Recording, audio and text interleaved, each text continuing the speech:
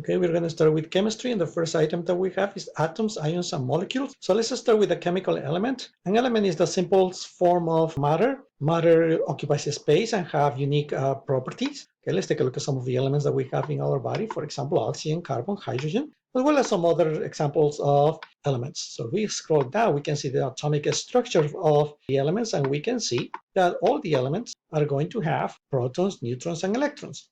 Right here, you can see the nucleus with protons, neutrons, and electrons, and flying around in energy levels, as you can see right here, or shells, they're going to be the electrons. The number of protons and neutrons in the nucleus is going to be the atomic mass. The number of protons only is going to be the atomic number. If you can see this example right here, you can see right here the nucleus and the electrons flying around. So this is carbon. In the nucleus, we say we have protons 6, neutrons 6. We said that's the atomic mass. And electrons are going to be the same as the number of protons, 6 right here. Sometimes this number of neutrons changes to 7 neutrons, 8 neutrons, 9 neutrons, and in those cases, this carbon is going to have isotopes. Isotopes are the same element with different number of neutrons. This excess number of neutrons is going to be unstable because we said that 666 makes the carbon stable. But since now it's going to have 7, 8, or 9, now it's going to be unstable. So what the carbon is going to do to try to become stable again is going to release radiation. And now these carbons with different numbers of neutrons are going to be called radioisotopes. It's going to be a radioisotope because it's going to release radiation. So as we scroll down, we see right there isotopes and radioactivity, because isotopes is the element with different number of neutrons and going to release radioactivity. As you can see right here, radioisotopes. Radioisotopes, as I said, they are going to release radiation. Physical half-lives, since they release radiation, that means that they decay. So the amount of time that takes for an isotope to decay 50% is called the physical half-life. The biological half-life is the amount of time that it takes for the radioisotope to decay 50% in the human body. We scroll down, we're going to see ions, electrolytes, and free radicals. Ions are particles with an equal number of protons and neutrons. Right here, you have sodium and chlorine. The electrons are negative. Sodium is going to lose this electron and is going to give this electron to chlorine. Now, chlorine is going to have one more negative that came from here. So therefore, the chlorine is going to become more negative. Sodium lost this electron. Therefore, it becomes less negative or more positive because you're going to have more number of protons. When you become more positive, you're going to be called cation. And if you become more negative, you're called an anion, as you can see right here. So we have cation if has more positives, and it's going to be an anion if it has more negatives, in this case, the chlorine. Now, what is the force that is going to put together these two, that is going to make this possible? When this electron goes from sodium chlorine, these two are going to get together by a force called a bond. So when elements get together, they form bond. What is the bond? Is the energy necessary in order to put these elements together. So in the case of the sodium and chlorine, when you put them together, you're going to form sodium chloride, which is your regular table salt. So if we keep scrolling down, we're going to see right here electrolytes. What happens when you put sodium chloride in water? The sodium chloride, the salt, is going to separate, is going to ionize into an anion and a cation, which is the chlorine and the sodium. In that case, when they dissociate in water, they become electrolytes, and they have the ability to transfer electricity. That's why they are called electrolytes. And that's what you get, for example, when you drink Gatorade. Okay, what you have in there is electrolytes.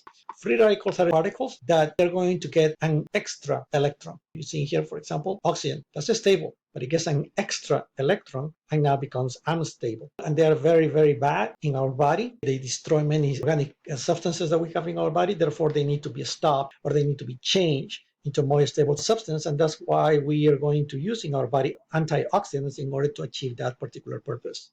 Okay, let's scroll down and we see molecules and chemical bonds. We already talked about one of them, which is the ionic bond, when I mentioned the example of the sodium chloride, your regular table salt. In addition to the ionic bond, you also have other bonds, which are going to be the covalent bond, hydrogen bond, and van der Waals forces. In the case of the covalent bond, you are going to have elements in which they are basically the same. They're going to share the same number of electrons. In this case, you have the hydrogen, it has 1 electron. The other hydrogen has 1 electron. So in order for this hydrogen to get 2 electrons, it needs to share this electron with this other hydrogen. So as you can see here, they both share, and now they have 2 electrons. Since they share, this is a covalent bond. Again, in covalent, they share. So you have in here carbon sharing 2 electrons, oxygen sharing 2 electrons. So that's why you see 4 in here and 4 in here. And this is going to be carbon dioxide. If we scroll down, we can see right here that covalent bonds can be polar or non-polar. Right here in non-polar, the 2 elements are going to share, and the sharing is going to be, let's say, 50 and 50%. In the polar covalent bond, you see here they share, but the sharing is not equal. This one is so big compared to this other one right here that this big oxygen is going to attract the electrons that the hydrogen has towards this side, and because of that, it's going to form a negative area and a positive area. In other words, negative pole and a positive pole, and that's why this is called polar covalent. Okay, the next item is hydrogen bond. Obviously, it goes without saying, I think, that in order for you to have a hydrogen bond, you have to have a substance that contains hydrogen. Let's talk about this. This is water. So what you see in blue right here is 1 molecule of water. So how many molecules of water you have? 1, 2, 3, and 4. What forms water? A covalent bond. So you can see here inside the blue, you have the covalent bond. But in between the blue areas, you see here this dotted line. This dotted line is showing you the hydrogen bond, which is formed in between 2 molecules of water, because the molecule of water itself is formed by the covalent bond. Okay, and then if we keep going down, we see here van der Waals forces. They are weak and brief attractions in between atoms. And it's necessary to, for example, form protein folding. And that's about it. Okay, the next item is water and mixtures. We already seen what the chemical composition of water is and what are the bonds that are going to form. Covalent bond forming in between the oxygen and the hydrogen. Okay, we already talked about that. And water is very important in the human body. Almost 70% of the human body is water.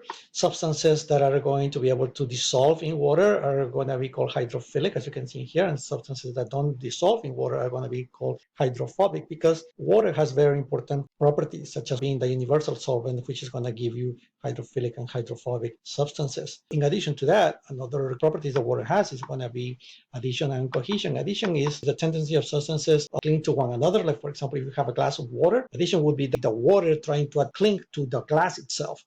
It has a very important chemical reactivity, because a lot of chemical reactions happens due to the presence of water, and thermal stability as well, because you need a lot of energy in order to increase the temperature. Okay, and that's a very important example of why water is used as a coolant, for example, in engines, in the car, where you need a lot of temperature in order to raise the temperature of water. The next item is going to be solutions, colloids, and suspensions. Solution is composed of solute and solvents, where solutes can be sugar, salt, and a solvent most of the time is water.